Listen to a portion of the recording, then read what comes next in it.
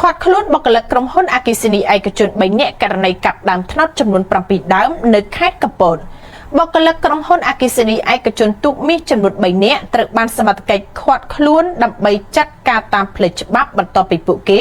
បានកាប់ដើមត្នោតចំនួន7ដើមមានអាយុកាលជាង170ឆ្នាំដែលដាំអមសងខាងផ្លូវចូលវត្តអង្គជុំព្រៃទុកដោយគ្មានការអនុញ្ញាតពីអាជ្ញាធរឬម្ចាស់ដើមត្នោតការឃាត់ខ្លួននេះបានធ្វើឡើងបន្ទាប់ពីការសម្របសម្រួលរវាងតំណាងក្រុមហ៊ុនជាមួយនឹងគណៈកម្មការអាចារ្យវត្តអង្គជុំព្រៃទុកគ្មានដំណោះស្រាយព្រោះខាងអគ្គិសនីអះអាងថា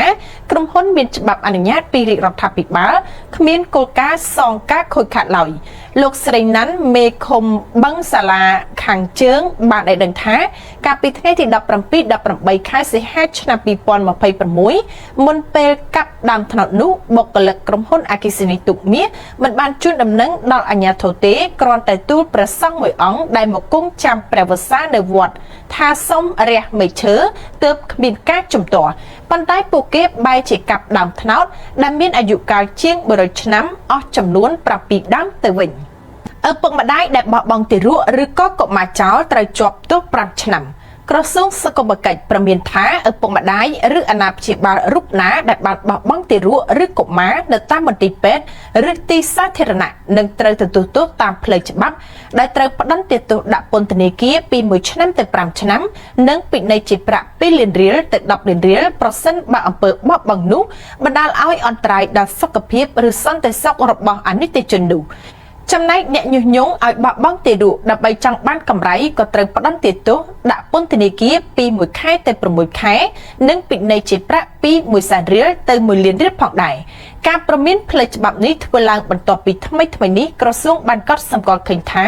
មានឪពុកម្ដាយឬអាណាព្យាបាលមួយចំនួនតូចបានបោះបង់ទារកឬកុមារនៅតាមមន្ទីរពេទ្យឬទីសាធារណៈហើយមានការផ្សព្វផ្សាយជាបន្តបន្ទាប់នៅក្នុងបណ្ដាញសង្គមក្រសួងបានចាត់ទុកអំពើនេះជាអំពើអមនុស្សធម៌ឃោឃៅនិងព្រៃផ្សៃដែលផ្ទុយទៅនឹងច្បាប់សេចក្តីថ្លៃថ្នូរវប្បធម៌ក្រមសីលធម៌គោលនយោបាយកិច្ចការពារកុមារអនុសញ្ញាស្តីពីសិទ្ធិកុមារនិងលិខិតតុបកោអន្តរជាតិដទៃទៀតករណីឪពុកម្ដាយមានការលំបាកឬមានបញ្ហាណាមួយក្នុងការចិញ្ចឹមទារកឬកុមារត្រូវតាក់ទងមកអាជ្ញាធរក្នុងមូលដ្ឋានរបស់ខ្លួនដើម្បីទទួលបានការគ្រប់គ្រងសេវាសង្គមសមស្របដែលផ្ដល់ដោយក្រសួងស្ថាប័នពាក់ព័ន្ធ SCU ខាត់ខ្លួនមន្ត្រីក្រសួងការបរទេសម្នាក់និងបពុទសួរនាំពាក់ព័ន្ធនឹង online scam អង្គភាពប្រឆាំងអំពើពុករលួយ ACU បាននាំខ្លួនមន្ត្រីក្រសួងការបរទេសម្នាក់និងបពុទៅសួរចម្លើយពាក់ព័ន្ធនឹងបទល្មើសនៃការឆបោកតាមប្រព័ន្ធបច្ចេកវិទ្យា online scam មន្ត្រីក្រសួងការបរទេសដែល ACU នាំខ្លួនទៅសួរនាំមានឈ្មោះថូសំណាងដែលជាទីប្រឹក្សាក្រសួងការបរទេសដែលមានឋានៈស្មើនឹងឯកនាយកអាយុដំទេសរដ្ឋមន្ត្រីអោមយន្តទៀងប្រធានអង្គភាពប្រឆាំងអំពើពុករលួយបានប្រាប់អ្នកសារព័ត៌មាននៅយប់ថ្ងៃទី20ខែសីហាឆ្នាំ2026នេះថាករណីលោកថូសំណាងកំពុងត្រូវបាន ACU ស្ដាប់ចម្លើយពាក់ព័ន្ធនឹងបទល្មើស online scam លោកថូសំណាងបានសារភាពថាខ្លួនបានលួចយកសន្លឹកទឹកធការប្រភេទ C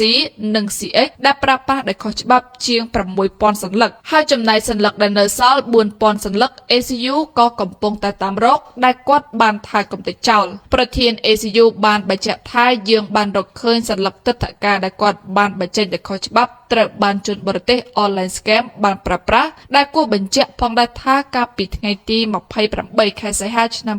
2026នេះព្រះករុណាព្រះមហាក្សត្របានចេញព្រះរាជក្រឹត្យត្រាស់បង្គាប់បញ្ចប់នៅមុខតំណែងលោកថូសំណាងពីអគ្គនាយកនៃអគ្គនាយកដ្ឋានកិច្ចការច្បាប់កុងស៊ុលនិងព្រំដែននៃក្រសួងការបរទេសនិងសហប្រតិបត្តិការអន្តរជាតិហើយក៏បានតែងតាំងលោកថូសំណាងជាទីប្រឹក្សានៃក្រសួងការបរទេសនិងសហប្រតិបត្តិការអន្តរជាតិជំនួសវិញដោយមានឋានៈស្មើនឹងអគ្គនាយក